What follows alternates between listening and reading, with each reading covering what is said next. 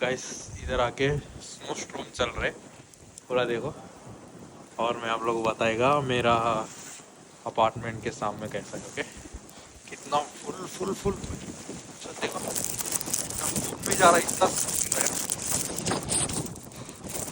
और इधर देखो, हवा की वजह से गिर गया, तो अभी आगे देखो कितना 5 दिन तक है।